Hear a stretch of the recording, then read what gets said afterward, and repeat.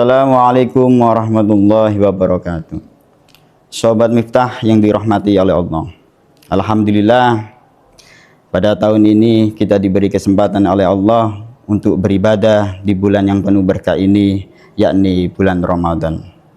Dan semoga Allah memberikan kesempatan kita untuk beribadah di bulan Ramadan yang akan datang. Amin, amin, Allahumma amin. Bismillahirrahmanirrahim. Alhamdulillahirabbil alamin. Wassalatu wassalamu ala asyrafil mursalin Sayyidina Muhammadin wa ala alihi wa sahbihi ajma'in. Amma ba'd. Pada kesempatan kali ini saya diminta untuk mengisi Mutiara Qalbu, untuk mengisi agenda dari Madrasah Sanawiyah Negeri Gresik. Maka pada kesempatan ini saya akan membahas tentang keilmuan, perbedaan antara ilmu fikih dan ilmu tasawuf. Yang kadang kita sudah ketahui bahwa sesungguhnya dua ilmu ini adalah dua ilmu yang sangat penting. Dua ilmu yang sangat berkaitan, tidak bisa dipisahkan. Syekh Ahmad Asrari Al-Isaki radhiyallahu an di dalam kitabnya Al-Muntakhabat menerangkan perbedaan antara fikih dengan tasawuf. Al-muqarinatu bainal fiqhi wa tasawuf. Kata beliau, apa perbedaan antara fikih dengan tasawuf? Al-fiqhu wa tasawuf ilmani mutakamilani. Fikih dan tasawuf adalah dua ilmu yang sangat berhubungan, yang saling menyempurnakan satu sama lain. Mutakamilani menggunakan wazan tafa'ala, yang mana wazan tafa'ala mempunyai faedah musyarakah, persekutuan, saling ketergantungan antara satu dengan yang lain. Bainasnain wa aksar, antara dua perkara atau lebih. Maka dari itu fikih dan tasawuf tidak bisa dipisahkan satu sama lain, karena satu sama lain mempunyai efek imbas kepada ilmu yang lainnya. Fikih mempunyai imbas ke tasawuf, tasawuf juga mempunyai imbas ke fikih. Maka dari itu faidah ta'aradata, dan ketika terjadi pertentangan antara fikih dan tasawuf, wadhalika al-khata'u awil inhiraf awid dolal, maka di situ bisa dipastikan bahwa adanya kerusakan, adanya sebuah pengingkaran atau kesesatan. Wal maqsudu bit-ta'arud, apa yang dimaksud dengan pertentangan tersebut? Huwa ayyabta'ida wa yanfakka al-faqih anit tadbiq, yakni ketika seorang faqih, orang ahli ilmu syariat, meninggalkan pengaplikasiannya. Tadbiq ini pengaplikasi, implementasi, yakni kerja nyatanya atau amaliyanya.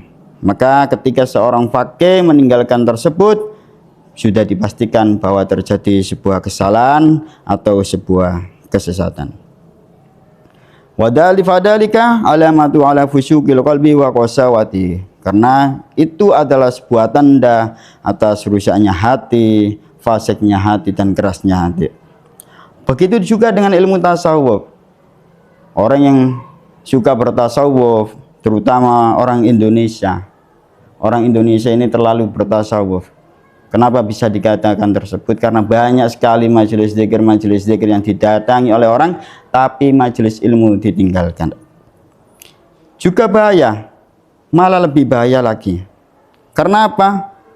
Innal fiqha wal hakim ala sihhati sirihi ilallah subhanahu wa ta'ala. Karena ilmu fikih, ilmu syariat adalah hakim, penentu antara sahnya rahasianya dengan Allah. Maka dari itu, jikalau ada orang mengatakan bahwa saya ini orang tasawuf tapi meninggalkan fikih, maka dipastikan dia dalam kesesatan. Sahabat Miftah yang dirahmati oleh Allah, Allah subhanahu wa ta'ala sendiri berfirman di dalam Al-Quran, A'udzu billahi minasyaitonir rajim. Ja'alnaka 'ala syari'atin minal amri fattabi'ha wa la tattabi' ahwa'al ladzina la ya'lamun. Dari ayat tersebut menerangkan bahwa sesungguhnya Allah telah menciptakan syariat sebagai pondasi, sebagai dasar, maka kita diwajibkan untuk mengikutinya. Sahabat Miftah yang dirahmati oleh Allah, jangankan kita, Rasulullah SAW, orang yang paling mulia, paling sempurna, lam yazal qa'iman bi wada'i fil ibadati fardan wa naflan. Beliau tidak pernah meninggalkan ibadahnya, baik itu fardu maupun sunnah. Sampai beliau bertemu dengan Tuhannya, sampai beliau wafat, beliau selalu berusaha untuk memenuhi kewajibannya. Meskipun beliau ketika itu dalam keadaan sakit, dalam keadaan sakit yang parah, lemah, beliau dipapa langkah kakinya untuk menuju masjid dalam rangka mengikuti jamaah. Sahabat Miftah yang dirahmati oleh Allah, Syekh Ahmad Asrari Al-Ishaqi radhiyallahu an mengutip apa yang dikatakan oleh Al-Imam Al-Ghazali fi ba'di kutubi al-usuliyati, di dalam kitabnya, sebagian kitabnya Al-Imam Al-Ghazali menerangkan, law za'ama za'iman bainahu wa bainallah ta'ala halatan, ketika seorang hamba menyangka bahwa dirinya, hubungan antara dirinya dengan Allah itu sudah wusul, sudah sampai kepada Allah, sampai sehingga dia meninggalkan sholat, lalu menghalalkan meminum khamar atau memakan barang yang seharusnya tidak dimakan, maka apa kata Imam Ghazali? Orang-orang tersebut seperti halnya orang jahalatus sufi, orang-orang sufi yang bodoh. Fala syakka fi wujubi qatli, malah beliau menjelaskan bahwa tidak ada keraguan untuk wajib membunuh orang tersebut. Bal qatlu misli afdalu min qatli mi'ati kafirin, bahkan membunuh orang tersebut, orang tasawuf yang sampai melanggar syariat, yang sampai mengatakan, sampai meninggalkan sholat, menghalalkan khamar, itu lebih baik daripada membunuh 100 orang kafir.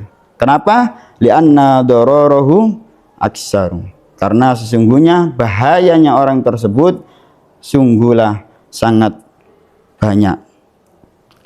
Sahabat Miftah yang dirahmati Allah, dari sekian penjabaran apa yang telah disampaikan oleh Syekh Ahmad Asrari Al-Ishaqi di dalam kitabnya Al-Muntakhabat, sudah kita ketahui bahwa sesungguhnya ketika kita bersyariat, orang ahli fikih juga wajib mengamalkan ilmunya, dan orang tasawuf boleh atau melakukan kegiatan-kegiatan rohaniah, tetapi tetap harus berdasarkan dengan ilmu syariat. Rasulullah sallallahu alaihi wasallam bersabda, inna asyaddan nasi adaban yaumal qiyamati alimun la yanfa'uhullahu bi'ilmihi. Yani orang yang paling pedih azabnya ketika di hari kiamat adalah orang alim, orang ahli syariat yang tidak mengamalkan ilmunya.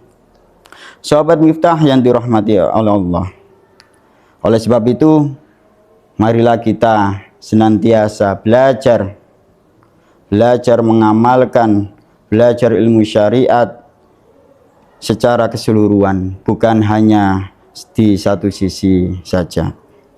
Jikalau memang kita tidak bisa mengamalkan ilmu kita secara keseluruhan, maka kita wajib mengamalkan sebisa mungkin kita untuk mengamalkan ilmu tersebut. Mala yudraku kulluhu wala yudraku kulluhu. Jikalau memang tidak bisa melakukan keseluruhan, maka jangan tinggalkan seluruhnya. Sahabat Miftah yang dirahmati oleh Allah, dengan ini saya berpesan kepada sahabat Miftah, karena akhir-akhir ini banyak sekali kejadian yang bertentangan dengan ilmu syariat. Kemarin di Gresik ada orang patrol, ada orang membangunkan sahur tapi berujung pada tawuran. berujung pada pembacaan seseorang, hal ini sangat tidak dibenarkan dan sudah disinggung di dalam kitab Ayyuhal Walad. Al-Imam Al-Ghazali mengatakan bahwa seorang tidak boleh sepi dari amal dan hatinya tidak boleh kosong. Ketika hati manusia itu kosong, maka seluruh ilmu yang dia pelajari tidak akan berguna.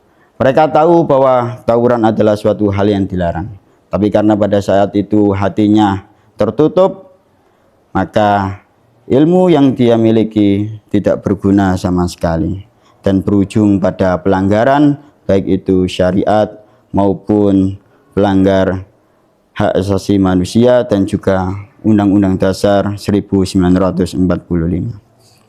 Sahabat Miftah yang dirahmati oleh Allah, demikianlah yang bisa saya sampaikan. Semoga bermanfaat bagi kita semua, terlebih bagi diri saya sendiri. Wabillahi taufiq wal hidayah, warridha wal inayah. Assalamualaikum warahmatullahi wabarakatuh. Sampun, jawab.